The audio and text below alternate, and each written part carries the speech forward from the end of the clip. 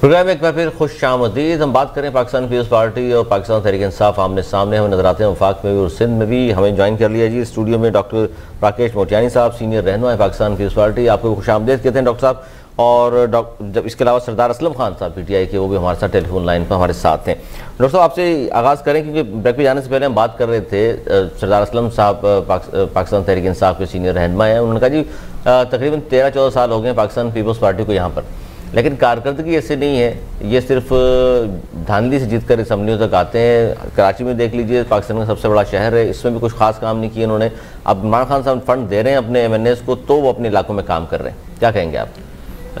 मैं कहता हूं कि ये तो इनका एक बड़ा यू टर्न है। जैसे यू टर्न के हिसाब से ये मशहूर हैं PTI वाले, तो इन्होंने घबराने अलावा और कुछ नहीं किया है। सिर्फ आवाम को यही बोला है कि आपको घबराना नहीं है, लेकिन अभी अवाम पूरी घबरा चुकी है। और उसके साथ साथ इमरान खान और इमरान खान के इम्पोर्टेड मिनिस्टर और जो नाम नियाद इनके एडवाइज़र हैं वो भी घबरा चुके हैं। वो सिर्फ अभी ट्विटर पे बैठे हुए हैं और गवर्नर हाउस में बैठ के कराची के ज़मीनों और रेलवे के ज़मीनों के सौदे कर रहे हैं, सिर्फ यही कर रहे हैं। और पीपल्स पार्टी वाहिद पार्टी है जो सिंध में काम कर रही है, कराची में काम कर रही है। जब से सिंध हुकूमत ने DMC का जो इदारा है उसको लुकआउट किया है, आप कराची की शाराएं देखें, कराची के रोड देखें, स्ट्रीट लाइट देखें, सीवरेज लाइनें देखें, सब में इम्प्रूवमेंट आई है।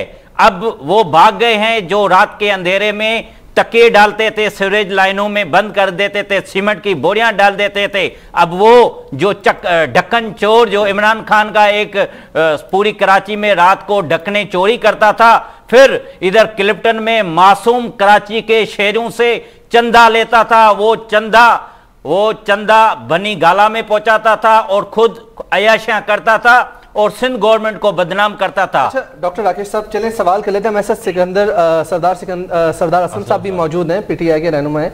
सर, जिस तरीके से NA 249 में सिचुएशन रही, आप लोगों पर एलिगेशन लगते हैं एक के बाद दीगर कि आप लोगों ने वहां पर धांधली की है।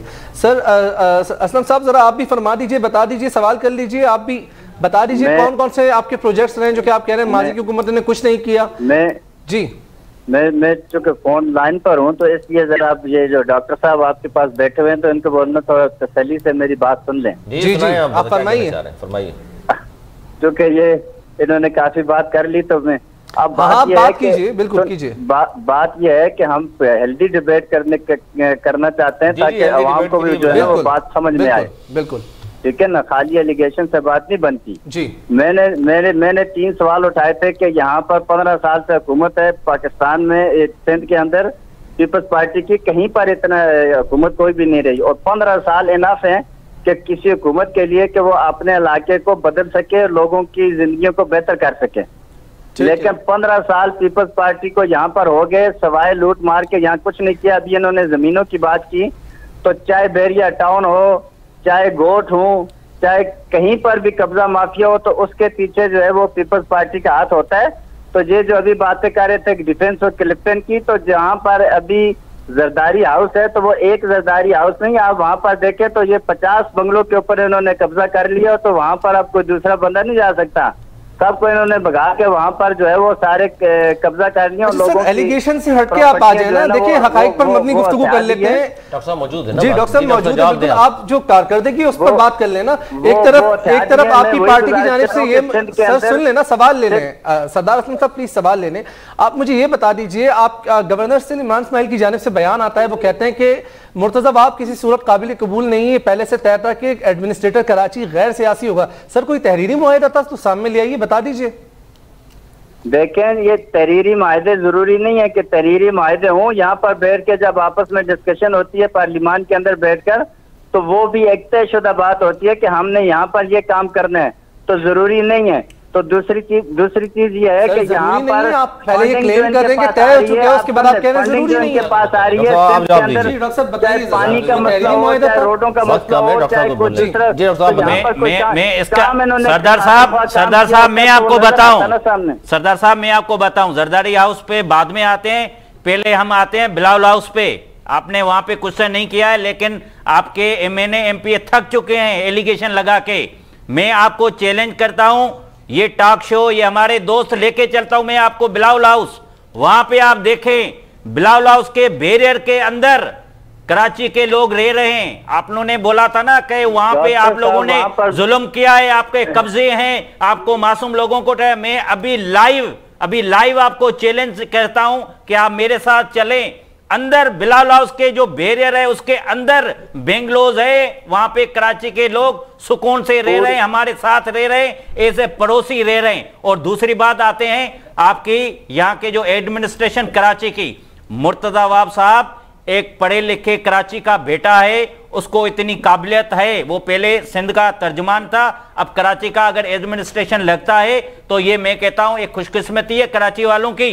और यही मुर्तजा अवाब है जो गवर्नर, जो आज ये इस्माइल साहब जो एतराज कर रहे हैं ना, यही मुर्तजा अवाब साहब है जो इसकी इंग्लिश ठीक करता है, यही मुर्तजा अवाब है जो इसके ट्वीट ठीक कराता है, यही गवर्नर है जिसको उर्दू नहीं लिखने आती और अब ये गवर्नर हाउस में बैठा हुआ है।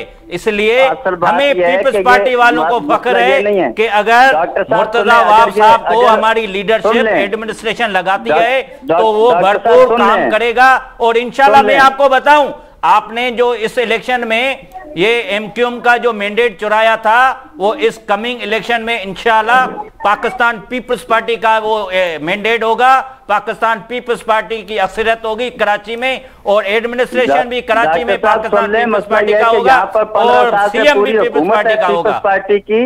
और अगर मुर्तजा वहाब एडमिनिस्ट्रेटर भी लग गया तो यहाँ पर कोई सुरखाब के पार फिर भी नहीं लगने लगे, कोई उससे फर्क नहीं पड़ता।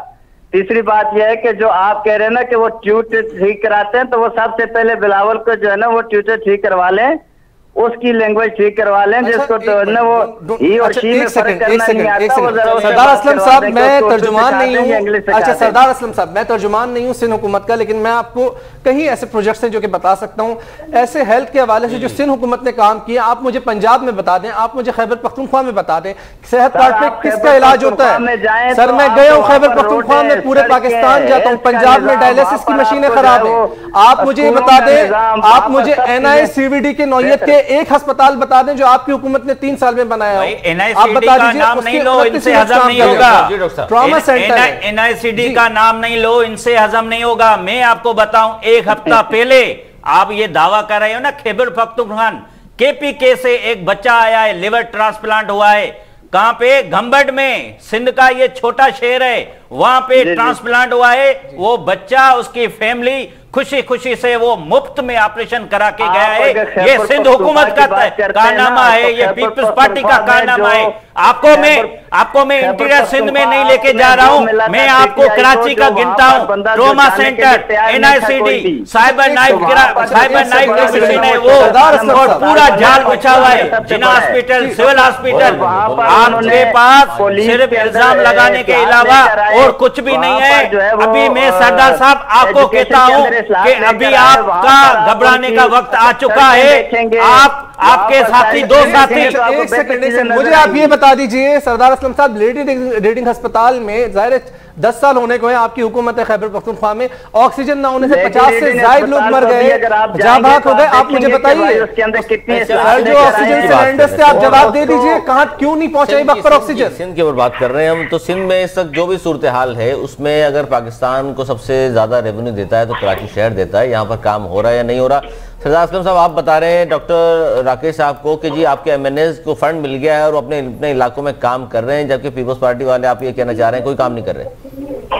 सर ये ना करने का तो सवाल नहीं, हम तो खान के सिपाही हैं, हम गलत को गलत और सही को सही कहते हैं। तो गलत कहिए, फिर काम नहीं हो रहा, आपके लोग नहीं कर रहे। तमाम लोग यहाँ पर काम कर रहे हैं, कहीं पर गलत फंडिंग हो रही होगी, कहीं पर काम नहीं हो रहा, जो बड़े बड़े प्रोजेक्ट पाइपलाइन में है कराची के लिए, क्योंकि हमें इतना हौसला और करेज है कि हम गलत को गलत और सही को सही कहें। डॉक्टर साहब बताने लगे। अच्छा डॉक्टर साहब बता रहे हैं आपको, सरदार साहब आपको बताऊं, मुझे कोई भी ऐसी इनॉग्रेशन बताएं जो आपके MNA ने कराची शहर में कोई की हो। हाँ, अलबत्ता आपका सिलेक्टेड वजीर आजम जो माजी के प्रोजेक्ट है उनका री-इफ्तिताह कर रहे हैं, यहाँ पे भी सिंध में जो लेबर कॉलोनी सर मैंने आपको सुना है, आप मुझे सुने। रोडें बन रही हैं, उनके हल्के में काम हो रहा है, यहाँ पर रोडें बन गई हैं, सड़कें बन रही हैं, ये पूरे इलाके में आप आकर देखें ना। कौन सा इलाका है?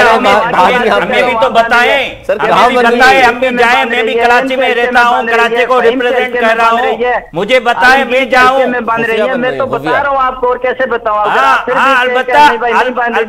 अलबत्ता आपका एक एमएनए है, वो रस्तों पे चंदा लेके लोगों को वो छोटे छोटे कारपेट जो सरकारी जो गाड़ियां से है ना छीनेंगे, उनकी कारपेट कर रहा है। ये अलबत्ता हमने देखा है, बाकी कोई प्रोजेक्ट नहीं देखा है। मेरी जान, मैं आपको बताऊं सरदार भाई, आपको मैं बताऊं, लेकिन आप 15 साल से आपने क्या किया यहाँ पर लोगों के लिए? हमने वो किया है, काटने की वैक्सीन आपके पास नहीं है, थर में लोग भूखे मर रहे हैं, बच्चे वहाँ पर भूखे मर रहे हैं। किसने बोला आपको? आपके पास थर में बच्चे भूखे मर रहे हैं, लारकाना में वैक्सीनेशन नहीं है, इनके अलावा आपके पास कोई और इतराज है सिंध हुकूमत को कहने के लिए? जाकर दिखाया कि लारकाना के अंदर किस कदर वहाँ पर लारकाना में हमारे लारकाना के सवाल ले लें सरदार साहब, 10 दफा सरदार साहब सवाल ले लें, आ गए हो सरदार साहब सवाल ले लें जी। सरदार साहब, आज अरबाब गुलाम रहीम जो कि आपकी पार्टी में शामिल हुए हैं, थर के इलाके न्यू छोर में बड़े बड़े होर्डिंग्स उनके लगे में सर, वो आपके इत्तेहादी हैं, आपकी पार्टी में शमूलियत इख्तियार कर रहे हैं। हमारी पार्टी में शामिल हुआ है तो वो हम उसको वेलकम करते हैं, लेकिन थर के अंदर के तो मैं हालात बता रहा हूँ। हुकूमत तो पीपल्स पार्टी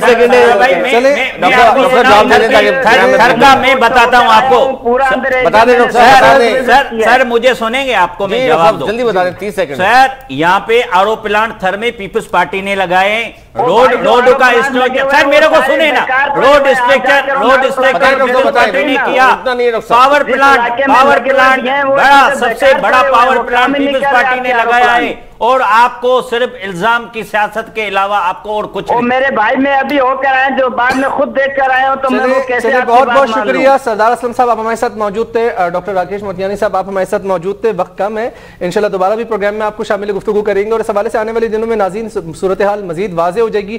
क्या वाकई गवर्नर सिंध तब्दील होने जा रहा है? क्या वाकई सिंध में अपोजिशन लीडर की तब्दीली? ज़राए से ऐसी खबरें सामने आ रही हैं। आने वाले दिनों में सूरत हाल मजीद जो है वाज़ेह हो जाएगी। बहुत बहुत शुक्रिया आप दोनों मेहमानों का कि आपने मेरे प्रोग्राम में वक्त दिया। नाज़रीन, इसके साथ वक्त हो जाता है हेडलाइन न्यूज़ का। चलते हैं हेडलाइन की तरफ, हेडलाइन के बाद दोबारा हाजिर होंगे। देखते रहिए अलग खबर।